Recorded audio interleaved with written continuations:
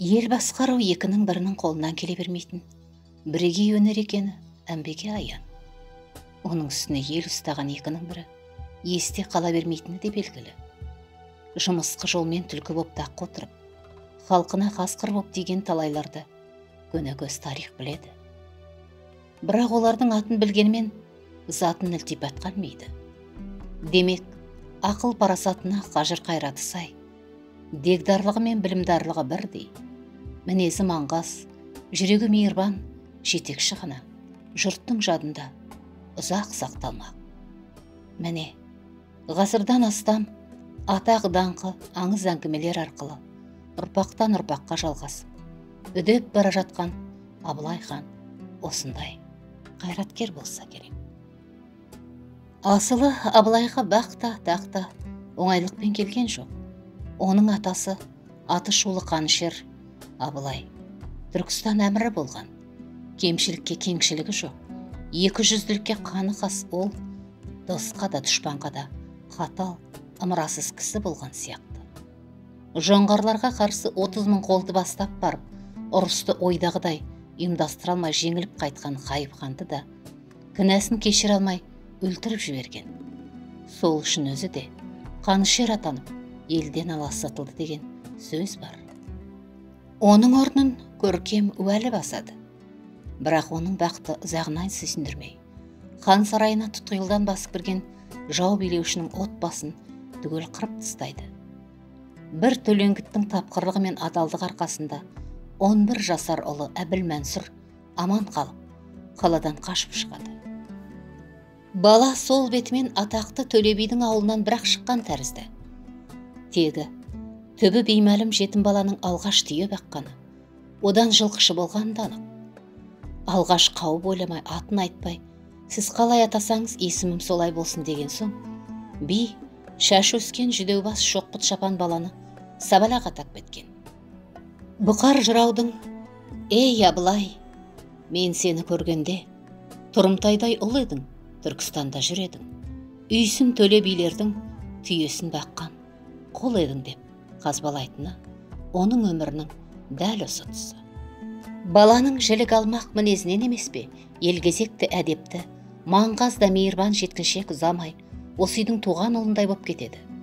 Қойшы қолаңның қойыртпағын ішпейтін, тақыр жерге отыра кетпей астына күпісін төсеп алатын боз баланың бойында бір дегдарлық барын алдымен бәйбіше байқайды. Ол және жылқы күзетінен келіп боз баланың сәскеге қарай биге сәлем бергенде отағасының селк ете қалатынды аңғарады. Бір күні бұны жасырмай, сабалақ келіп сәлем берген сайын селк ете қалатының не осы деп сұрайды. Қой қайдағын айтпай, есікте жүрген жалшыдан шошып мені қара басты дейсің бе деп би оған сенбейді. Нанбасаң санап көрші, көзің жетсін деп бәйбіше ертесіне жылқышы келер кезде би етегіне тебеніне қадақ қояды. Айтқандай ақ жігіт кіріп келгенде би селк ете түсіп тебеніне сынып кетеді. Бірақ іш пікірін іште түйіп Төле би тіс жарып ештеңе демейді. Бірде биге кеп сәлем беріп қона жатқан қанжығалы Бөгенбайдың көзі жігітке түседі.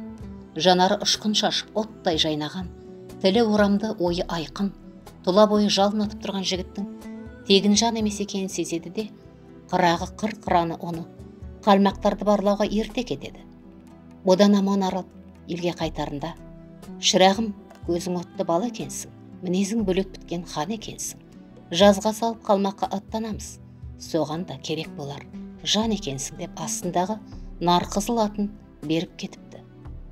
Батырдың хабарлағанында келесі көктемде Әбілмәмбет хан қазақтан қол жиып қалмақтан кек алуға аттанғалы жатыр деген хабар тарайды. Осыны естіген ер жігіт биге келіп майданға жіберуін өтінеді. «Балам, саған соғысқа барудан гөрі жылқы баққан жақсы емес пе?» дейді Төле би. «Желіккен дудан, жер қайысқан қолдан қалғанша ер азаматтың өлген артық қой» дейді жігіт. Сөзден тосылған би рұқсат береді. Жау тілеп екі көзі шоқтай жанған жылқышы келгенде қазақ қалмақ екі төбеге ошарылып, ортада қалдан серінің жиені әскербасы Қонтажының ұлы Шарш жекпе-жекке батыр сұрап тұр екен. Іркіліп қалған елдің ішінен суырылып шыққан сабалақ ханнан бата алады да Абылайлап Шаршқа қарай тұра шабады. Әуден болмай қостай боп қоқиып тұрған Қалмақ батырлы төңкеріліп түседі. Қайтар жолда қазақ қаһарманы қарсыласының басын кесіп алып, жау қарсы деп қалмақтарға қайтадан ат қояды. Не керек, осы ұрыста ол абылайлап ұран сап, кірген жерін тесік қып, шыққан жерін есік қып, дұшпанның іргесін айрандай іртіп, тозаңдай тоздырады. Жұрт ұранына қарап, оны төре тұқым екенін біліп, төбеге көтеріп құрмет көрсетеді. Мән жайды білген Әбілмәмбеттің ұсынысымен 300-дің 90-ға тарта игі жақсылары жиылып, Әбілмансұрды Абылай атымен хан сайлайды. Бұл 1734 барыс жыл еді дейді шежіре. Ал ақиқатына келсек, Абылай ағасының көзі тірісінде тағына отыруды ыңғайсыз көріп, хандықтан бас тартқан сияқты. Әуелі ол орта жүздегі Атығай қарауылдың сұлтаны болса керек. Атығай арыстан, ақынның Кенесарыға: «Кенехан, жақсы көрсең қарашыңмын, жек көрсең де өзіңнің алашыңмын. Атаңа 6 қатын алып берген Атығай қарауылдың баласымын» дегені де осы ойды анықтай түседі. Ел аузында Абылайды алғаш Атығай қарауыл хан көтеріп, 6 тау тігіп берген деген сөз бар. Оның 40 жыл бойы Көкшетаудан табан аудармай, әлгі екі тайпаның арасында тұруы да тегін емес. Дегенмен ол осы екі руға ғана емес, иісі орта жүзге билік жүргізіп отырған. Яғни ресми түрде Әбілмәмбет хан атағы мен бар билік Абылайдың қолында болған. Екі ірі шонжар Әбілмәмбет хан мен Абылай сұлтан бастаған 1740 жылы Ресейдің бодандығын қабылдаған орта жүз байларының арасында да әжептәуір алауыздық бар еді. Патша өкіметі орта жүз қоныстанған ұлан байтақ аймаққа Абылайдың ықпалы күшті екенін ескеріп, оған хан боп ресми бекітілуін ұсынады.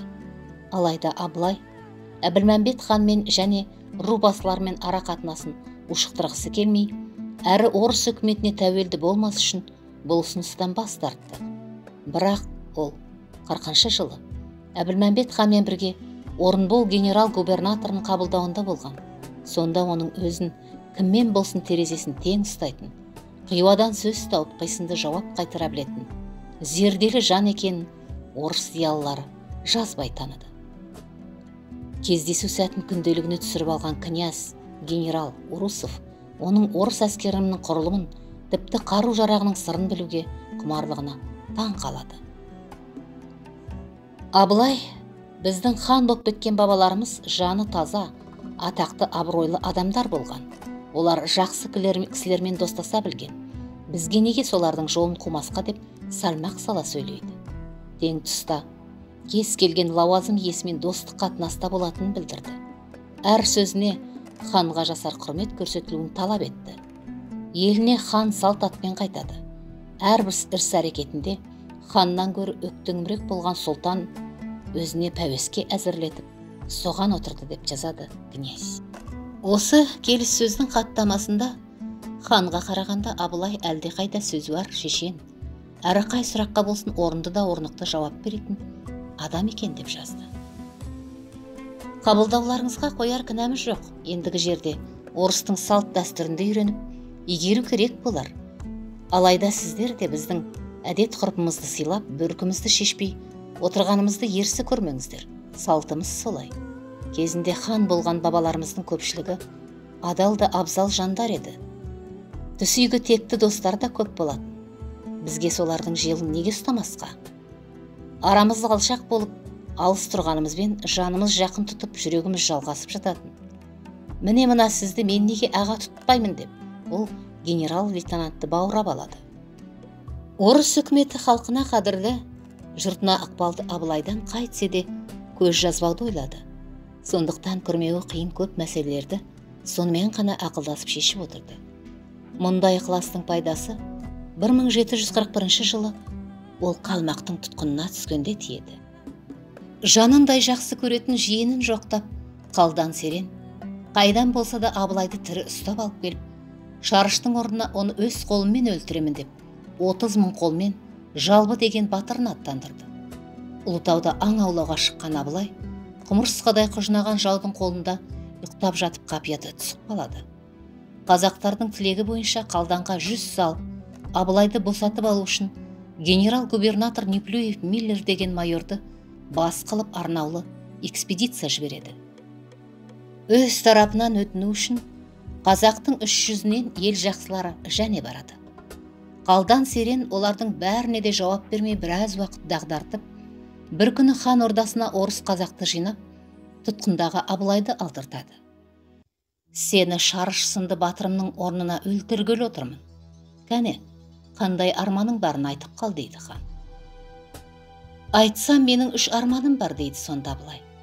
Шарышты өлтірсем, мен қазақ пен қалмақтың хан майданында өлтірдім. Сіз мені ұйқыда жатқанда ұстап алып, өлтіргелі отырсыз. Кескілескен майданда қаза тапсам арманым болмас еді. Екіншіден, қазақ орнықпай жүрген ел ғой. Соны жерге орнықтырып, отырықшы өмірге енгізіп өлсем, армансызбын деп ойлаушы. Үшіншіден, 4 атадан бері жалғыз едім. Қазір өліп кетсем, не бауыр, не бала жоқ. Дүниеге келмегендей боламын ғой. Хан төмен қарап отырып, қасындағы уәзіріне: мынаның айтып отырғанның бәрі шын. Әсіресе соның сөзіне зер салшы. Мен де 4 атадан жалғыз едім. Әмір санам да жалғыз. Ол өлік қалса, тұяқсыз кеткенім ғой, дейді. Сонда Абылай: Алдияр деп қол қусырып атып түрегеледі. Хан: сен неге Алдияр дедің? Әлде мен өлімнен құтқардым ба десе: тақсыр, балаңызға ұқсатқаныңыз құтқарғаныңыз емес пе? Мен қалмақша білемін, депті. Қалдан Серен Абылайға разы болып Әмірсана екеуін дос қылады. Сұлтанның серіктеріне қыруар сый-сияпат беріп, күнде бауырдан өзімен нәсілдес бір қызды қосып, құрметтеп аттандырып